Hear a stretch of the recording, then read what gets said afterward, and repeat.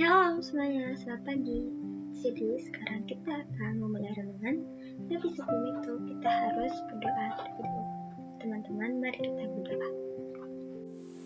Bapa kami yang ada di surga, di dalam nama Tuhan Yesus Kristus, pada saat pagi ini Tuhan, kami bersama-sama menyatukan hati kami untuk mengucap syukur padamu Bapa atas segala perlindungan yang telah Engkau berikan pada kami sepanjang malam yang telah kami lalui. Dan kami juga mengucap syukur karena Engkau pada pagi hari ini berikan kami hidup yang baru untuk kami jalani. Kami juga memohon ya Tuhan, ampunilah kami atas segala pelanggaran kami yang kami melakukan sengaja ataupun yang tidak kami lakukan tidak sengaja. Terlebih kami bersama kepadamu Tuhan. Dan sebentar lagi Tuhan, kami yang membaca akan merenungkan firman-Mu ya Tuhan. Kami mohon Engkau mengurapi kami dan memberikan kami hikmat pengertian agar kami dapat mengerti maksud dan kehendak-Mu dalam kehidupan yang Engkau karuniakan kepada kami semua. Terima kasih Tuhan, inilah doa permohonan kami alaskan hanya dalam satu nama Tuhan Yesus Kristus Juru Selamat kami yang hidup. Haleluya, amin.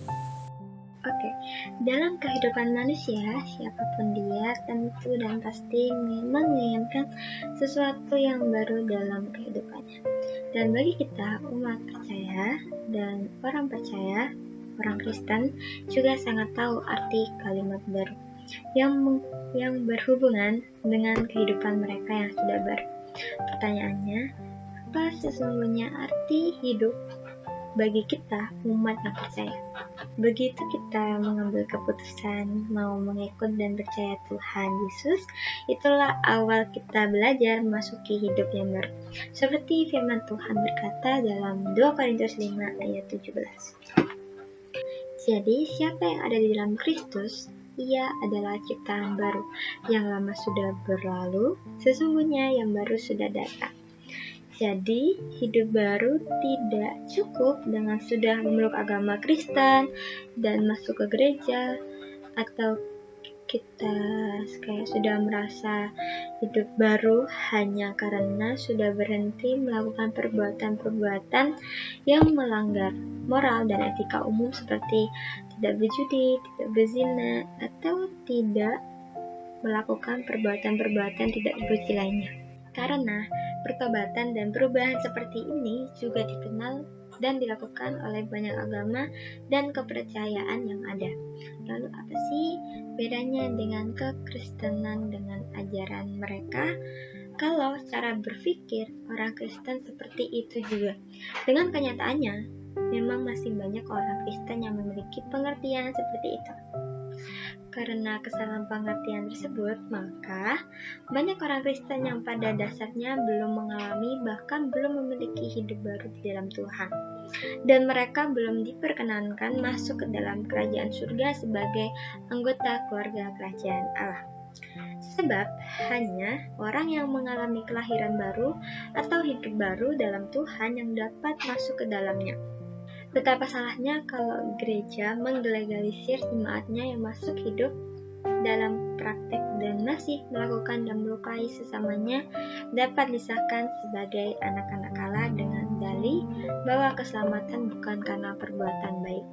Seharusnya gereja membuat jemaatnya sadar bahwa hidup baru tidak cukup hanya dengan memiliki moral atau norma yang baik di mata manusia. Gereja harus tegas berkata bahwa sekalipun seorang Kristen yang mengaku percaya kalau kehidupannya setiap hari masih melukai sesamanya, dengan tegas mengatakan ia tidak layak menjadi anak-anak Allah.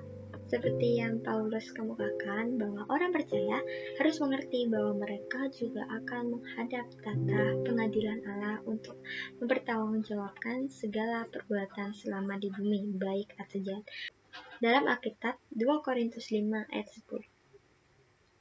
Sebab kita semua harus menghadap tata pengadilan Kristus supaya setiap orang memperoleh apa yang patut diterimanya sesuai dengan yang dilakukan dalam kehidupannya ini, baik ataupun jahat.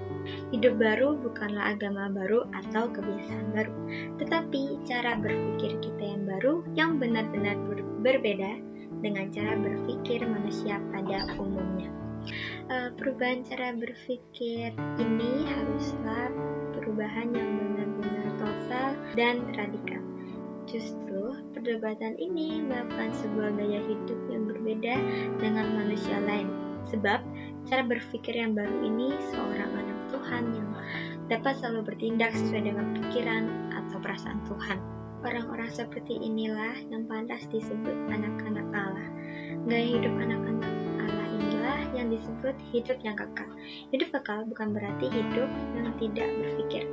Sedangkan mereka yang hidupnya akan berakhir tidak dapat dikatakan sebagai hidup yang kekal.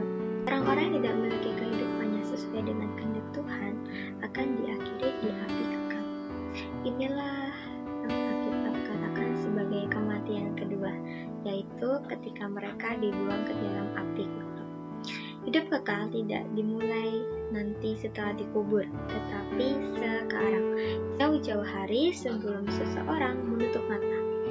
Gaya hidup mereka pasti seperti gaya hidup Tuhan Yesus. Dengan demikian, mereka barulah dapat menjadi saksi bagi Tuhan Yesus. Menjadi saksi berarti artinya membuktikan kebenaran Injil melalui perbuatan kita. Inilah gaya hidup anak-anak Allah yang akan sangat sukar diterima dan dimengerti oleh mereka yang masih berpola pikir anak-anak dunia zaman sekarang ini. Kita juga dahulunya adalah anak-anak dunia yang oleh kedatangan Tuhan Yesus kita diberi anugerah, yaitu peluang untuk menjadi anak-anak Allah. Inilah sebenarnya keselamatan itu, menjadi kehendak Tuhan agar kita dari anak-anak dunia yang bergaya hidup anak dunia menjadi anak-anak Allah yang bergaya hidup anak-anak Allah. Seperti itu.